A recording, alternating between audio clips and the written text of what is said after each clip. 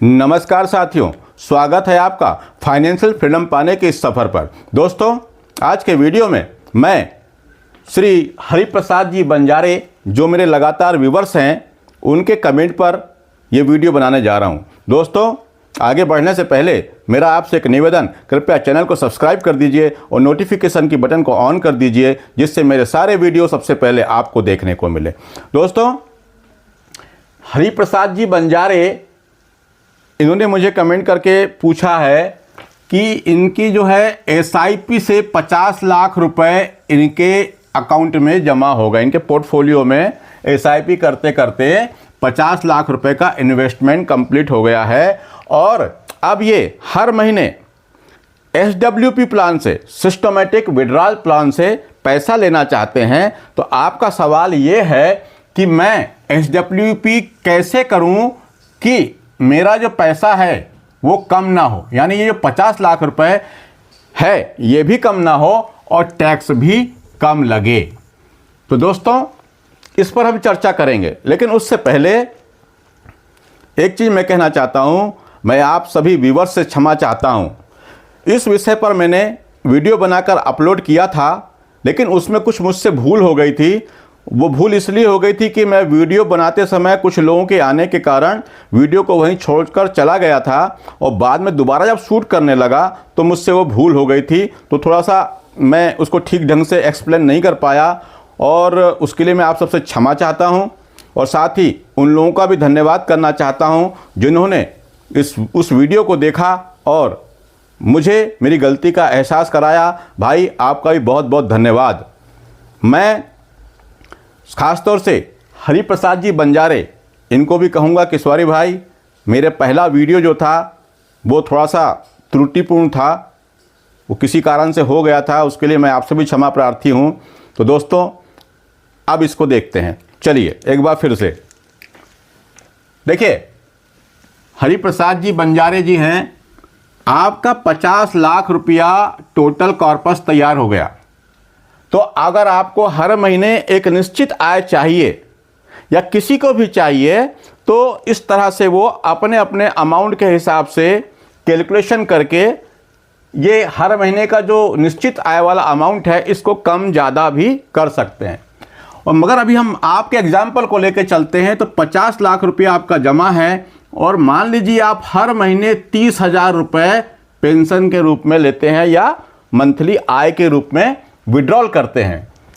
हर महीने आप निकालते हैं 30,000 रुपये और ये 30,000 रुपये मैं मान लेता हूँ कि आप 60 महीने यानी 5 वर्ष तक आप ये 30,000 रुपये महीना एसडब्ल्यूपी प्लान से लेते हैं। तो आप 30,000 रुपये के हिसाब से 5 वर्ष में 18 लाख रुपये आप निकाल चुके होंगे।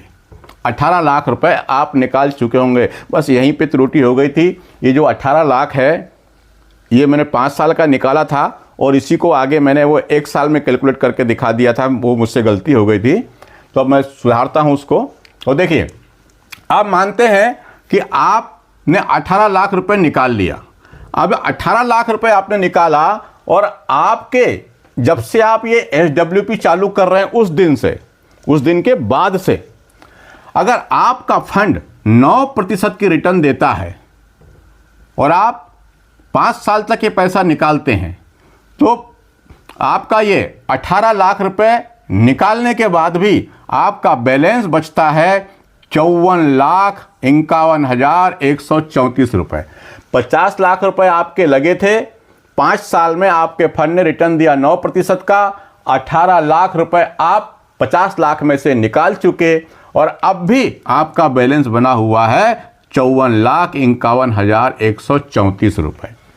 और यदि एसडब्ल्यूपी चालू करने के समय से 5 साल तक आपका फंड 12% का रिटर्न देता है, तो ये 18 लाख रुपए लेने के बाद आपके पास फिर बचते हैं 64,01,470 रुपये।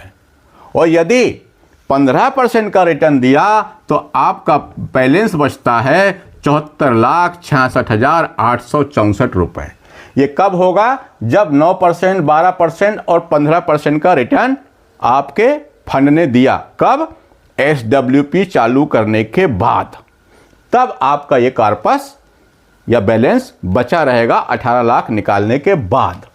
लेकिन अब मैंने यहाँ पे 30,000 से कैलकुलेट किया है, लेकिन मैं आपको एक सलाह दूंगा कि आप शुरुआत में 30 लाख की जगह यहाँ से आप 30,000 की जगह आप हर महीने के 20,000 ही निकालें। 30,000 के जगह पर आप हर महीने शुरू के 5 साल 20,000 रुपये ही निकालें। तो मान लेते हैं अगर आपके फंड ने 9% से कम का रिटर्न भी दिया तो आपका बैलेंस कम नहीं होगा। आपका बैलेंस कम नहीं होगा क्योंकि आप यहाँ पैसा कम निकाल रहे हैं। तो आप ऐसा कर सकते हैं कि 30,000 की जगह आप 20,000 रुपये महीना का ही SWP प्लान लें। और फिलहाल अगर आपको पैसों की आवश्यकता ना हो तो आप इस फंड को वहीं पड़े रहने दीजिए और दूसरी SIP आप चाहे चालू कर लें।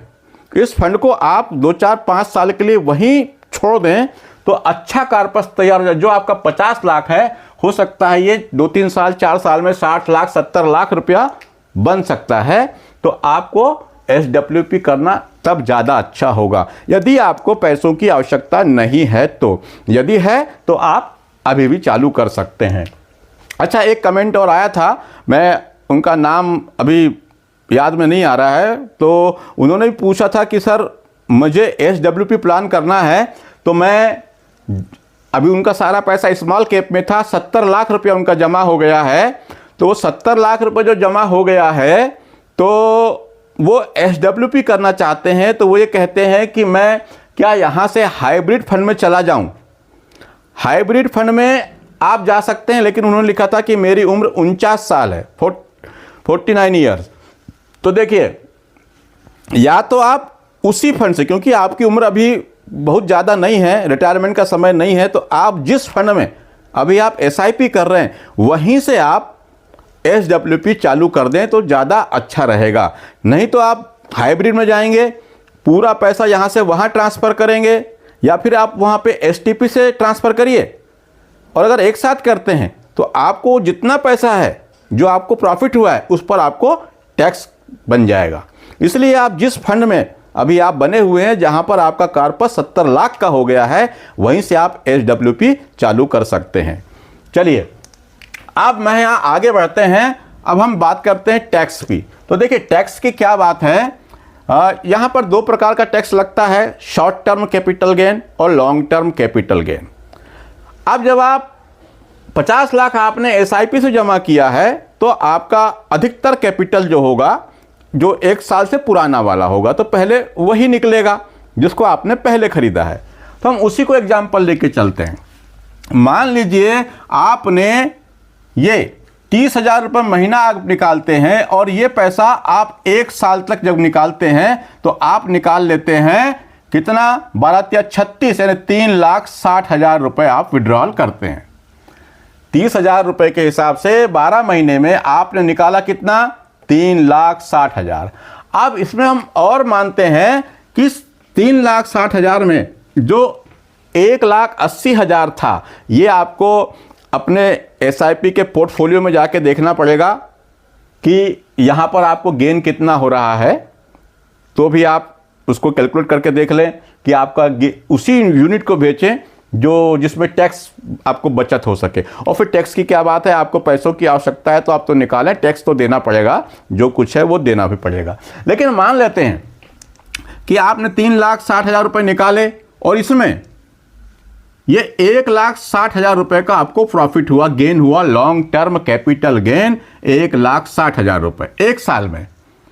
1 साल में मतलब जो SWP में आपने यूनिट बेची है ना, उसमें जो प्रॉफिट हुआ है, जो यूनिट को आपने बेचा उसमें जो प्रॉफिट हुआ उसको हम मान लेते हैं 1,60,000। निकाला तो आपने 3,60,000, लेकिन इसमें से एक जो बाकी पैसा था वो आपका था, लेकिन आपको जो प्रॉफिट हो रहा है 2 लाख रुपए आपका था और ये 1,60,000 रुपये आपने गेन किया।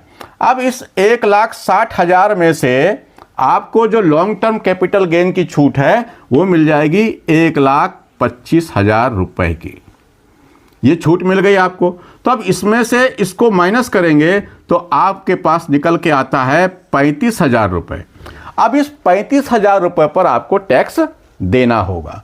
अब ये 35,000 पे जो टैक्स बनेगा लॉन्ग टर्म कैपिटल गेन 12.5% से अगर देखें तो ये आपको होता है 4,375 रुपये।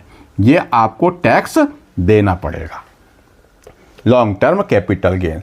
ये तो बात हुई किसकी? आपके इस प्लान की। लेकिन अगर मान लीजिए कोई ऐसे व्यक्ति हैं जिनका अमाउंट बहुत ज़्यादा हो गया है, उनका कॉर्पस अच्छा खासा तैयार हो गया है और वो हर साल SWP वो भी जो चालू करना चाहते हैं और SWP से मान लेते हैं कि वो एक साल में 18 लाख रुपए निकालते हैं, एक साल में 18 लाख रुपए का विड्रॉल करते हैं और उसमें मान लेते हैं कि उनका जो कैपिटल गेन था वो 8 लाख रुपए था। तब इस 8 लाख रुपए में आपको छूट मिलेगी 1,25,000 रुपए की। अब जब ये छूट 1,25,000 की आपकी बन गई, मिल गई आपको, तब आपकी जो टैक्सेबल इनकम बची, गेन बचा, वो बचा 6,75,000 रुपये। अब ये 6,75,000 रुपये पे आपको 12.5% की दर से टैक्स देना पड़ेगा लॉन्ग टर्म कैपिटल गेन। तो वो कितना हो जाएगा? 84,375 रुपये। 84,375 रुपये की टैक्स की लायबिलिटी आपकी बनती है। लेकिन अब इस टैक्स को बचाने के लिए पहले से प्लानिंग करनी पड़ेगी। और वो क्या करनी पड़ेगी कि अगर मान लीजिए ये जो आपका अमाउंट या SIP जो चल रही थी आपकी, वो किसी एक खाते में थी और आपके परिवार में मान लीजिए कुछ 4 लोग हैं और चारों के पैन कार्ड हैं, आपकी पत्नी हो सकती है, बेटा बेटी, मम्मी पापा, जो भी, ऐसे 4 लोगों के पैन कार्ड पर 4 अकाउंट होते तो क्या होता? यही जो 8 लाख का प्रॉफिट यहाँ हुआ है, तो ये प्रॉफिट उन चारों पैन कार्ड पर, हर पैन कार्ड पर 2-2 लाख का प्रॉफिट होता। यानी 8 लाख 4 लोगों में प्रॉफिट जो था, गेन, वो बढ़ जाता तो 2-2 लाख रुपए हर पैन कार्ड पे गेन आता।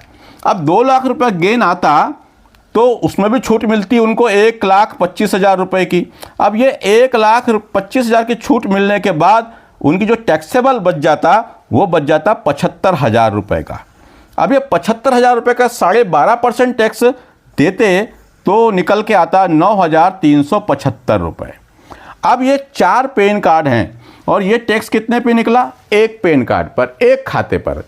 तो हमारे पास 4 पैन कार्ड थे, हमने पहले से ही प्लानिंग करके 4 अकाउंट में पैसा जमा किया था। तो हमको टोटल, और हम चारों से SWP कर रहे हैं, 4 अकाउंट खोले और हमारे को जितनी आवश्यकता थी उसको हमने चारों अकाउंट से SWP प्लान से पेंशन लेना या निश्चित आय लेना शुरू कर दिया। और हर पैन कार्ड पे जो टैक्स आया वो 9,375 रुपये का आया।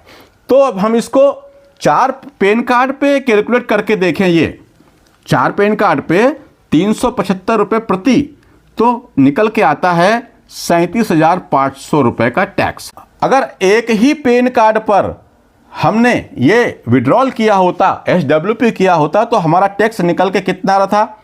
84,375 रुपये।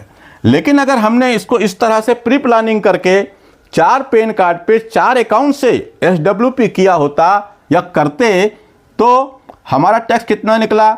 37,500। तो इस 84,375 रुपये में से हम 37,500 को अगर घटा देते हैं तो हमारी टैक्स की बचत हो जाती है 46,875 रुपये। इस तरह करके भी हम टैक्स को कम कर सकते हैं। अब बहुत बड़ा अमाउंट है तो भी हम टैक्स को तो देना पड़ेगा, लेकिन हम यहाँ पर कम कर सकते हैं इस तरह की प्लानिंग। तो ये था दोस्तों, SWP प्लान के लिए इस तरह से हम करें तो ज़्यादा अच्छा रहेगा। हरिप्रसाद बंजारे जी, आप अपने हिसाब से इसको और देख लें, कैलकुलेट कर लें। मैं किसी को भी कुछ खरीदने और बेचने की सलाह नहीं देता, पर हाँ, इसके पहले आपके कमेंट पर, आपके सवाल पर मैंने जो वीडियो बनाया था उसमें मुझसे जो त्रुटि हुई थी, जो भूल हुई थी, उसके लिए मैं आप सबसे क्षमा प्रार्थी हूं और उम्मीद करता हूं कि आपका प्यार और आशीर्वाद मुझे ऐसा ही मिलता रहेगा। आगे बढ़ने से पहले एक बार फिर से मेरा निवेदन, कृपया चैनल को सब्सक्राइब कर दीजिए, नोटिफिकेशन के बटन को ऑन कर दीजिए। आज के लिए इतना ही। नमस्कार, जय हिंद, जय भारत।